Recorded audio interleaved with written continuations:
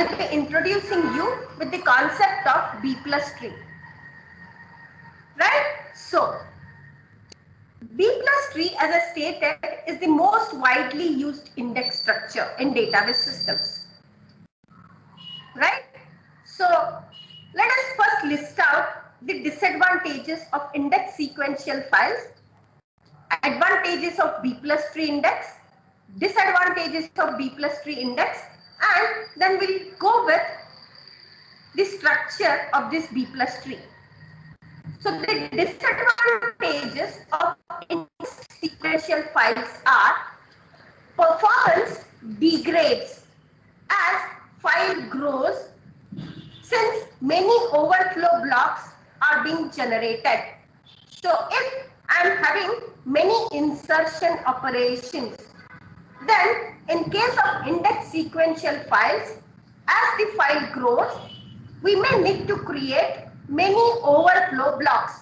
And if I am having many overflow blocks, then obviously the physical sequence of records will not be maintained.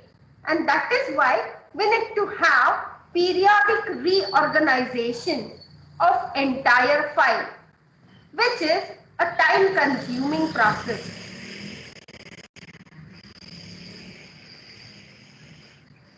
Right? So these are the disadvantages of sequential files.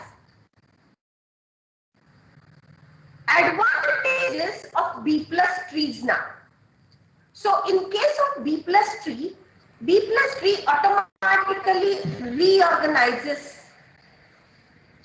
the structure or the index with very small local changes in the face of insertions and deletions in the respective nodes. So if we are having insertions and deletions, those can be handled by b+tree index efficiently. And b+tree indices are automatically reorganizing itself with some small modifications or changes. So reorganization of entire file is not required in case of b+tree, and that is the biggest advantage of having b+tree index files. But even though it is having this significant advantage, one disadvantage we may have. We may have the extra insertion and deletion overhead and also the space overhead associated with b+trees.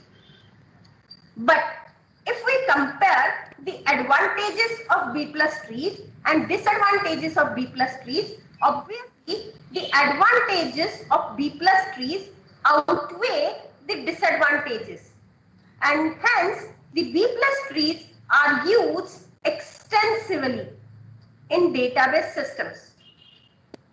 So now let us look at what is this b+tree structure. So b+tree is a balanced tree. You must have learned data structures, and in data structures you must have learned what are balanced trees. Right? So you must be knowing the definition of balanced trees. So a b+tree is a balanced tree that satisfies certain properties. Right? So a node in b+tree looks like this. So we are having a node in b+tree of such kind. So what we have here, we are having n number of pointers in b+tree node.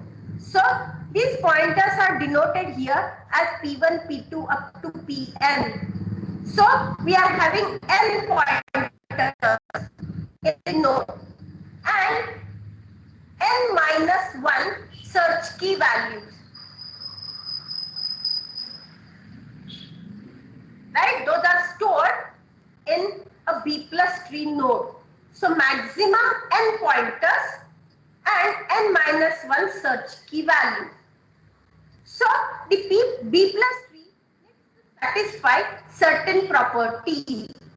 So what are those properties? The very important property is all paths from root to leaf are of same length. I repeat, all paths from root to leaf are of same length. Right? Each node that is not a root or a leaf has between n by 2 and n children, and n is fixed for a particular tree. Say for example, if n equal to 4, this means that I am having 4 pointers in my node. Right? So if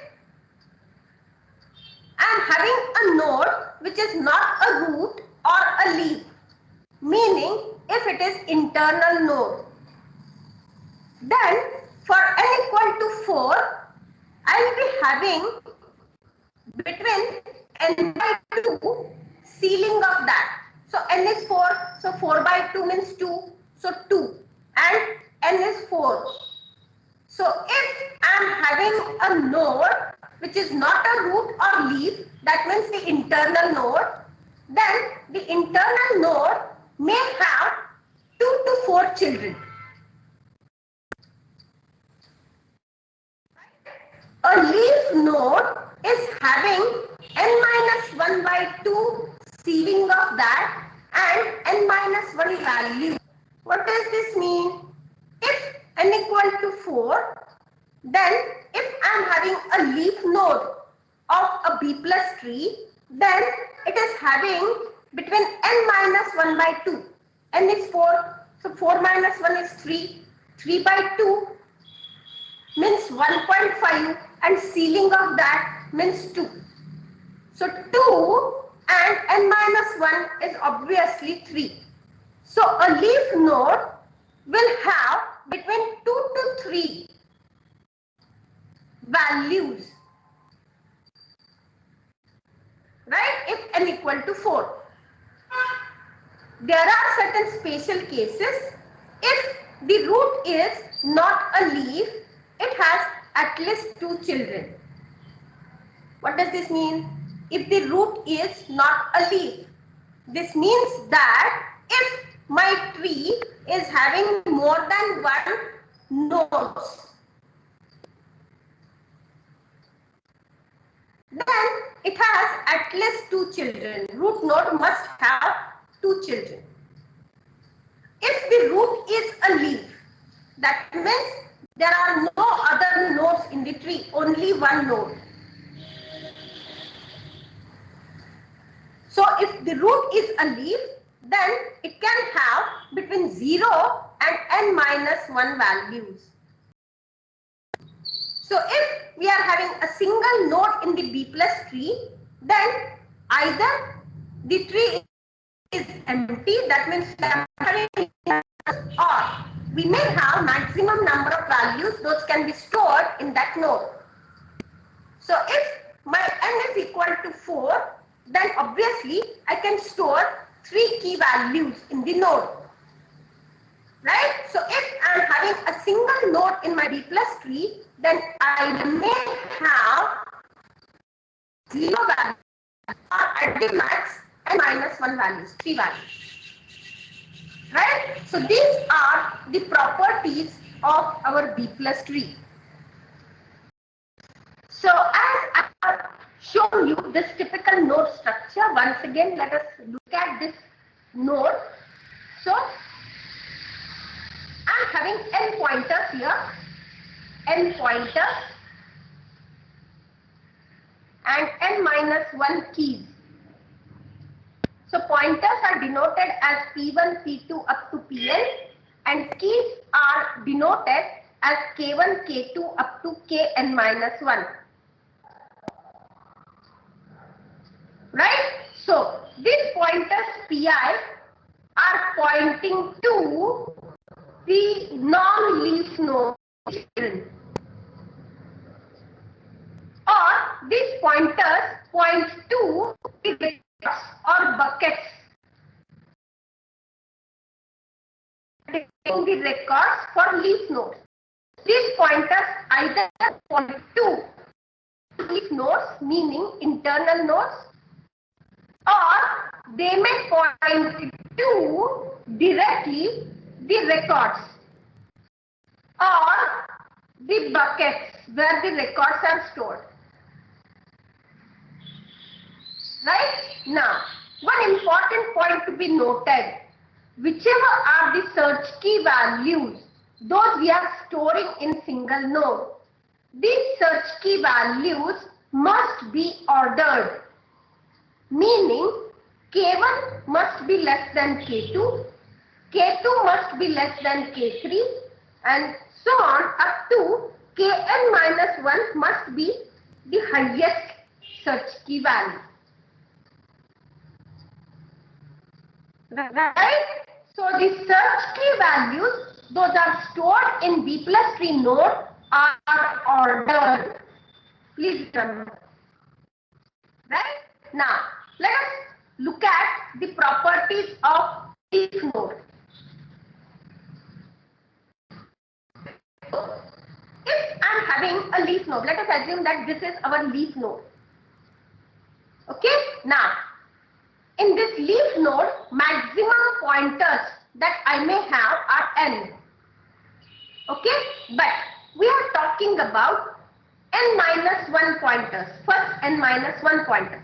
So here in this particular example, my n equal to 4. So we are right now talking about first 3 pointers, 1, 2 and 3. So for I equal to 1, 2 and minus 1, pointer pi either points to a file record with search key value ki or to a bucket of pointers to file records, each record having the search key value ki. What does this mean? See here, if I am having this pointer as P1, this pointer as P2, this is my P3 pointer and this is my P4 pointer. So if I consider this P1 pointer, this is my leaf node. If I consider this P1 pointer, then this is my search key K1, this is my search key K2 and this is my search key K3. So this pointer Pi or this pointer P1 points to a file record with search key value K1. So Pi points to the search key value Ki. So if I follow this pointer will take me to the record where the search key value is brand. Right? This P2 will take me to the record where the search key value is K2, that is Calipari. Right? Now, if I am having a single search key value,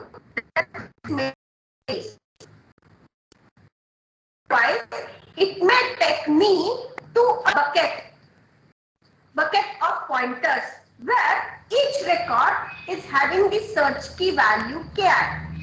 So if I am having more than one brand records or if I am having more than one Calipari records, then this pointer will take me to a bucket. And in that bucket, I will be having all the records with this search key value brand. Right? So this is what the convention is. Now, the next point that already we have seen, a leaf node has between n minus 1 by 2 and n minus 1 values. So if I am talking about the leaf node and if my n equal to 4, then the leaf node must have minimum n minus 1 by 2 ceiling of that. So minimum 2 values here. and maximum n-1. That means tree value in the leaf node. Okay, and the third important property of leaf node is if there are two leaf nodes Li and Lj, and if I is less, then the search key values, those are stored in Li, are less than the search key values, those are in Lj. So obviously this leaf node, and next to this I am having another leaf node, then the search key values stored in this node are less than the search key values those are stored in this node. And finally, this last pointer points to the next leaf node. This last pointer Pn points to the next leaf node in search key order. So these are the properties of leaf node. Okay, now let us go through the properties.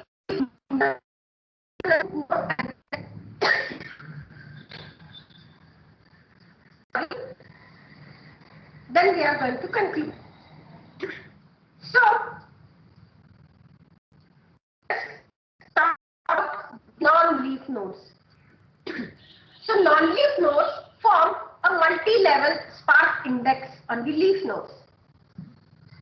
So if I am having a non-leaf node with m pointers such that m is less than or equal to n, then all the search keys in the subtree to which p1 points are less than k1.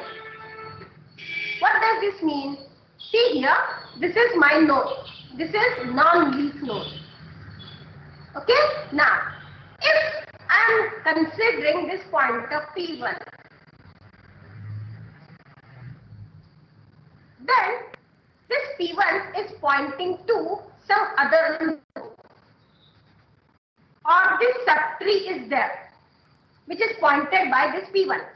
So all the search keys, those are stored in the subtree to which this p1 points are less than this k1. Right? Now, for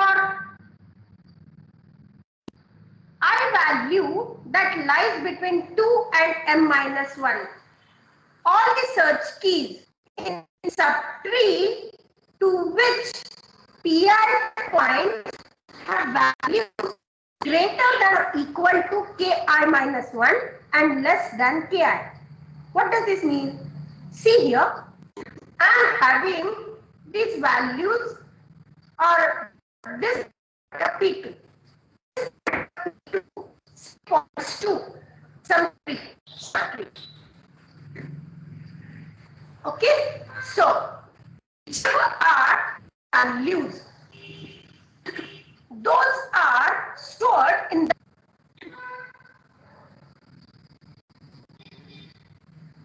these values are equal to ki-1. So if I am talking about this p2, then the subtree values pointed by this p2 are greater than or equal to this k1, okay, and less than k2. So here I am having k2. So pointing to 3, wherein I am having the values those are stored which are greater than or equal to k1 and less than k2. And this is true for all the pointers in the range 2 to m-1. Right? Now, for the last pointer, what we will have? The pointer pm that points to the subtree that contains the key values which are greater than or equal to the last search key kn minus 1. Right? This is all about the non-leaf nodes in b+tree. And what is the root node? Root node can hold fewer than n by 2 pointers, and it must hold at least 2 pointers. At least 2, so minimum 2. Unless the tree consists of only one node. What does this mean? If I am having more than one nodes in my tree, then my root node must contain at least 2 pointers. And my root node may have fewer than n by 2, ceiling of n by 2 pointers. So these are the properties for the root node in b+tree. So I will recommend you to go through these properties of b+tree so that in the next class we will discuss more about b+trees and we will try to build the b+tree for given data. Right? So I hope you must have understood these concepts. I will appeal all of you to once again go through this b+tree properties, and in the next class we'll focus upon operations on b+tree and how to build the b+tree. Right? So let's conclude today's session. Thank you.